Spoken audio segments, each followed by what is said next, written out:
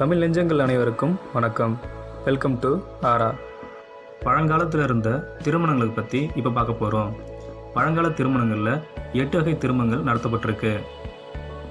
காதல் திருமணத்திற்கு காந்தர்வம் என்ற பெயரும், தூக்கத்தில் இருக்கும் பெண்ணை கடத்தி சென்று கட்டாய திருமணம் செய்வது பாஷஷா அப்படின்னும், சிறையெடுத்து திருமணம் செஞ்சால் ராட்சசம் அப்படின்னும், கூலிக்காக பெண்ணை மணந்து கொண்டால் அசூரா என்றும், பெண்ணை கொடுத்து அதற்கு மாற்றாக பசுக்களை பெறும் திருமணத்திற்கு அர்ஷா என்ற பெயரும், துறவியை திருமணம் செய்வது தைவா என்ற பெயரும், நகை அலங்காரத்துடன் பெண்ணை நன்கொடையாக கொடுக்கும் திருமணத்திற்கு பிரம்மா என்ற பெயரும், புனித சடங்குகளை நிறைவேற்றும் பொருட்டு ஆண் பெண் இருபாலராலும் நடத்தப்படும் திருமணம் பிரஜபத்தியம் எனப்படுகிறது.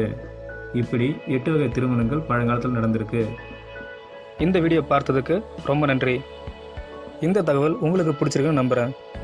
உங்களுக்கு வேறு எந்த மாதிரியான தகவல் தேவையோ கமெண்ட் பண்ணுங்கள். இந்த வீடியோ பிடிச்சிருந்தா லைக் பண்ணுங்கள். மறக்காமல் நம்ம சேனலை சப்ஸ்கிரைப் பண்ணுங்கள்.